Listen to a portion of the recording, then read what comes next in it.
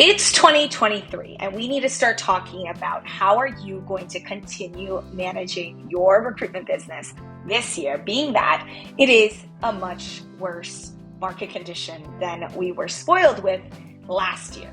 Now, already, if you've been in the recruiting game, you know 2022 was still a solid year, even though towards the end of it, things got a little dicey. And of course, at the outset of 2023, boy, oh boy, did we have some shakeups. Not counting all the bank failures, all the nervousness in the crazy housing prices, the housing shortages. If you look at macroeconomics, there is just no shortage of drama, fear-mongering, and doomsdayism. In fact, there are lots of profitable businesses when you look at doomsday prophecies. Anyways, so the point here is that the macroeconomics, the macro news are going to be very negative.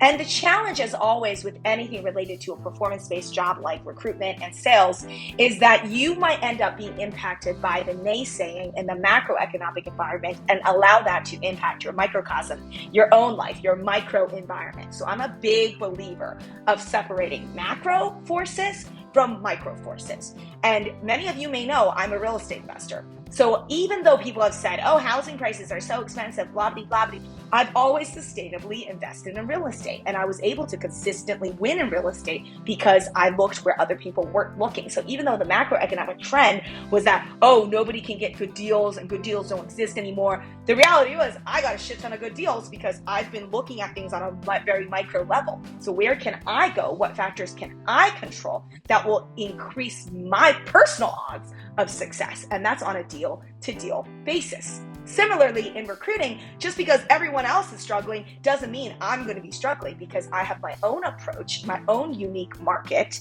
and I have my own strategy that will allow me to survive and thrive. This concept of self-belief, and whether you want to call it self-reliance or confidence, it's really the same thing, is that you are going to persevere through tough market conditions because you don't personally believe that these external factors are really going to impact you. Because I think the minute you start accepting that everyone else's reality is your reality, that is when you will start feeling the brunt and the demotivation more than ever. You need to start having these blinders. And that's why horses blinders. It's for the safety of their passengers and themselves, is that they need to focus. They need to focus on their task at hand, which is to deliver, to build their market expertise, to be the go-to market resource, and keep a straight face on at all times, right? If you yourself are feeling demotivated about the recruitment market or about your clients or clientele or your niche market, then how can you really convince a client and a candidate that there are exciting things happening and that you're the right go-to person, right? So there's a humongous issue if you allow macroeconomic forces to attack and demotivate your micro world. Thus, the solution is doubling down on self-belief, conviction, and persevering through this tough time. So that leads me to point number 2. How do you persistently survive and thrive in a tough time?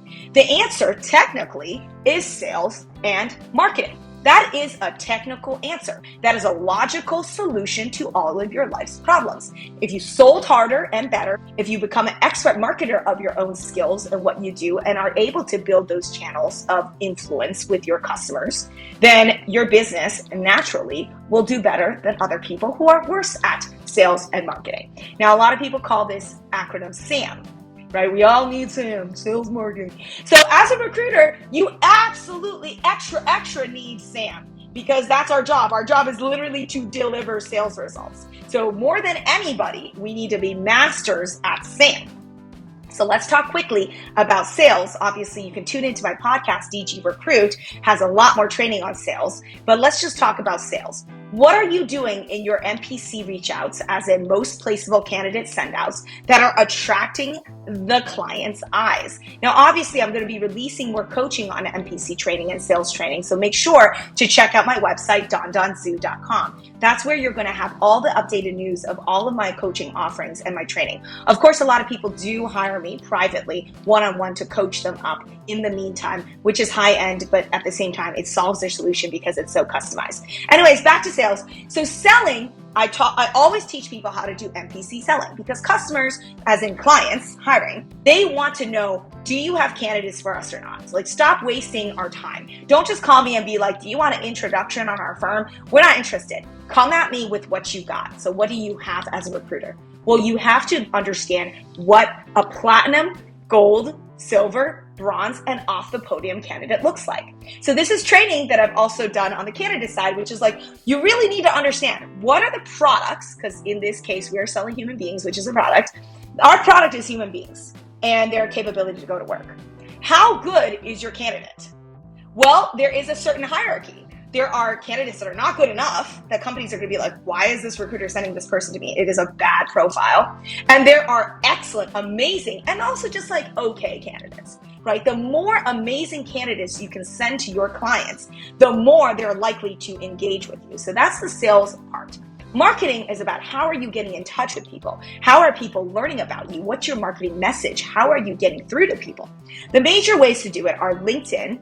You have email marketing, you have cold calling, that is marketing, and you also have text message marketing, and you also have something called Golden Loop. I'm going to touch upon Golden Loop really quickly. Golden Loop is something I also talk about in my podcast, CG Recruit Podcast, so check that out. But Golden Loop is essentially you're always keeping in touch with your known market and having that market work for you. So this is the power of referrals, the power of staying in touch, the power of building and deepening and strengthening your relationships with people. So any candidate that you have met in person, any candidate or client actually that you have talked to in the past, any client or candidate that you have been in regular contact with, as in I worked with them on a role last year, that person, you should be reaching out to them again on this constant loop. And this loop is usually a monthly loop. So for instance, in my third year of recruiting, where I billed over $740,000 by myself on my own desk with my own clients and my own candidates, all I was doing that year, because it was my third year in the market and it was a very niche market, all I was doing that year was just calling people up every single month on that loop. How you doing? What's going on? What's new? And I was replenishing with any new candidates I got, right? So I had a very stable loop that I was circling back to for business, both on the client side and the candidate side, as well as new people that I would be throwing on top of the loop. Right? So this is how you have a systemic way of keeping in touch with people. Now, there are so many automation tools that you can use. I have thought about using text message marketing, but again, it's very hard to get it right, because if you send the wrong text to the wrong person, it is kind of awkward. So just be very careful. Be very careful with automation, because I think automation can lead to a lot of oopsie daisies and a lot of rapport killers. So I'm a bit manual. I'm a bit more old school. I like to do one-on-one messaging, one-on-one phone calls, one-on-one emails, one-on-one messages on LinkedIn. I'm a one-on-one, old school person. I like to type. I like to get in touch with people. I don't do lead generation. I don't have a VA, a virtual assistant helping me message people. I think that's overcomplicating the process and potentially making things worse if, God forbid, they ruin the rapport. Because in most niche markets, you don't have that many times to redo a faux pas. I do want to leave you with one more tip, which is that in down markets, it is a great time to build your skills up. So build your foundational skills. So if you're weak at certain things, this is the perfect time to train yourself to get better. And also, if you are a top biller, if you are a very senior person, this is a perfect time to think about moving agencies, if not starting your own recruiting agency. Because finally, for once, your golden handcuffs are going to get a little bit looser. So if you're starting to feel fed up with a big firm or a mid-sized firm, or even your boutique that you work at, and things are not great, you guys are not next level, you guys are not working on your foundational skills, nobody's really good at sales and marketing, you're the top biller, there really is no one else to learn from. If you feel like you're in that situation, this is the perfect time to, like I said, either start your own agency or move companies and find greener pastures, because you're not going to have an opportunity like that again. In good markets, when things are up and running again, you're going to end up being stuck, because you're not going to leave a hot market in the middle of a hot market, right? You're going to be taking a step back to take a step forward. So what's the better time to do that? In a very hot market or in a very bad market? I am a contrarian, and I see a lot of benefit to doing it in a down year, because in a down year, your competition is less aggressive. This is a humongous takeaway that I want you to have from this video, is that in a down year, your competitors are down for the count. They're less motivated. They believe in themselves less. Many of them are quitting the industry. They're going to be out of deals. And that gives you a great opportunity to reset yourself and to grab that market share. So again, that's the biggest difference in down markets and up markets. Up markets, you have a lot of competition. Everybody's somehow back from vacation. And there's all these newbies getting in here trying to steal a piece of the pie. But like I said, in down years, that's when you want to double down. That's when you want to make friends with everyone. That's when you want to wine and dine people. That's when you want to start establishing your core linchpin relationships. Down markets are, I think, my favorite market for that reason.